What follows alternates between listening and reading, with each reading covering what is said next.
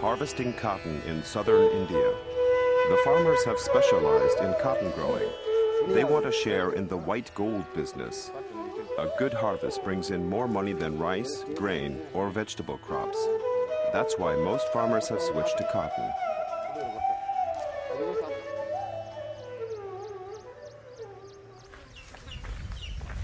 A cotton belt is stretching across southern India.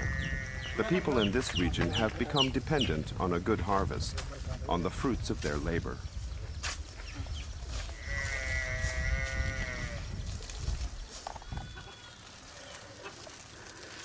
Anand is one of the farmers who switched over.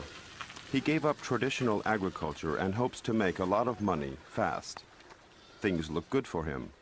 He inherited his farmland from his father, so he doesn't have to pay fees to a landowner, like so many farmers in the area. Anand remembers how it all started.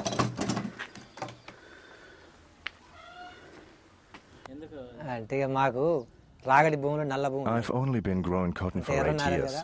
At the beginning, I was sure that the soil on my fields wasn't good for cotton, but all the other farmers were making a good living from cotton, and they all talked me into doing it too. Now cotton is almost the only crop I grow.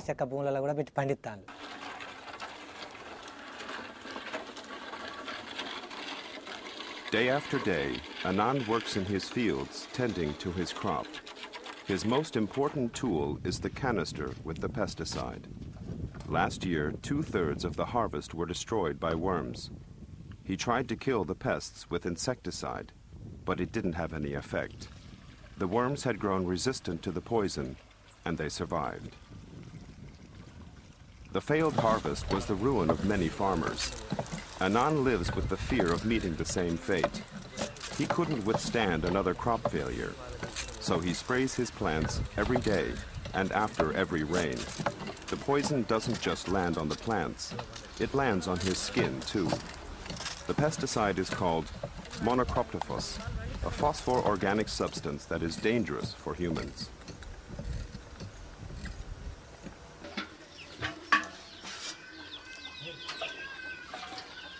After spraying for several hours, Anand is dazed.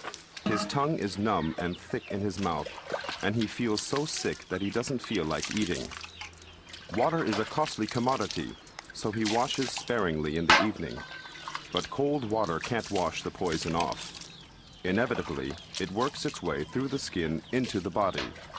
But Anand doesn't give it much thought.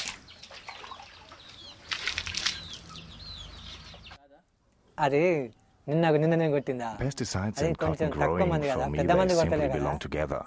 We use a lot of pesticides, but monocroptophos isn't dangerous. I don't need to protect myself from it. Cypermethrin and endosulfan, they are dangerous.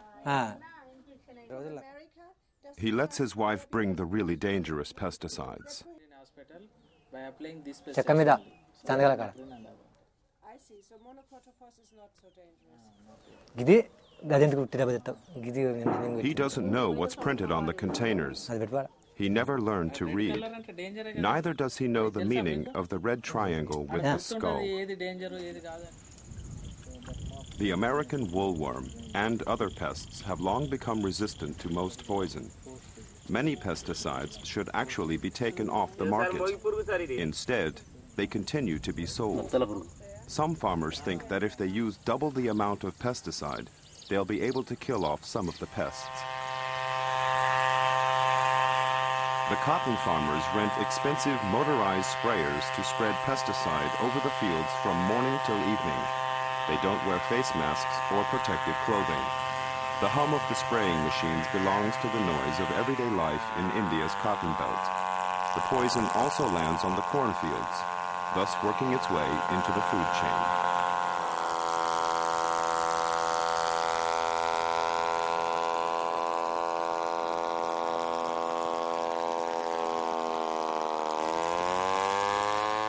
The professional sprayers literally bathe in chemicals.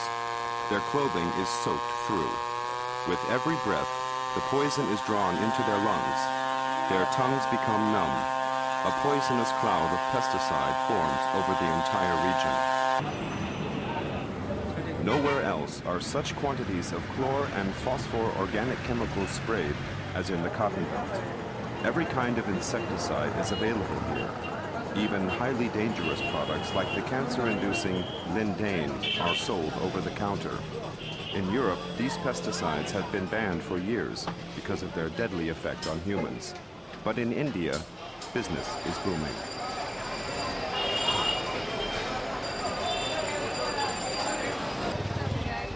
Renowned international chemical companies such as Novartis, DuPont, and Bayer have moved their production to India because here there's a market for these chemicals. Bayer's pesticide sellers in India know about the ban in Europe, but business is business. New products are constantly being stocked. They're supposed to be highly effective. The pests haven't become resistant to them yet. Anand also needs more effective chemicals. The newer they are, the more expensive they are. For example, Avant from Bayer. For the farmers, it's just numbers. The harvest is often put up for collateral. Anand has to pay 3,500 rupees, $75, up front for the supposedly most effective pesticide. With his average yearly income of 4,800 rupees, $100, he has no choice but to incur more debt. His suppliers are happy for the fat commission they earn from Bayer.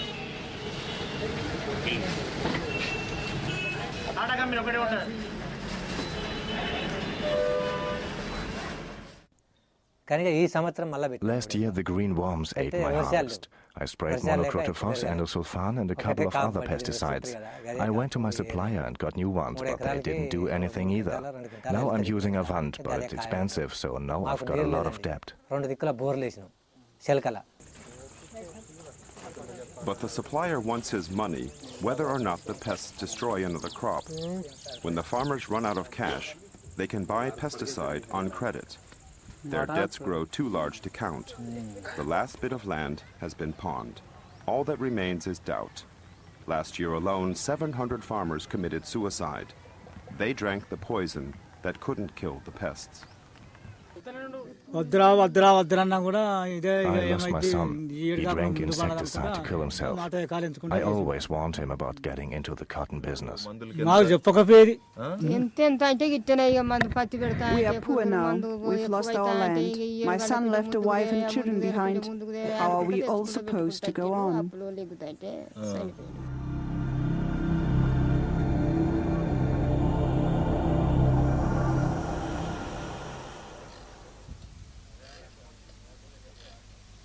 Anand, too, has fallen into the vicious pesticide death cycle.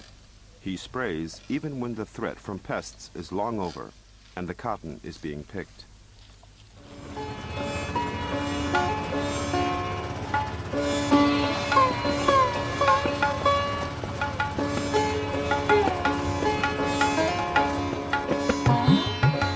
When the cotton has finally been harvested, Anand drives full of hope to the cotton market in Varangal. This year, he has 2 sacks to sell freely on the market. The rest of the harvest has been claimed by his lenders. He's caught in the pesticide cycle. He has to go on. There are many more farmers like him.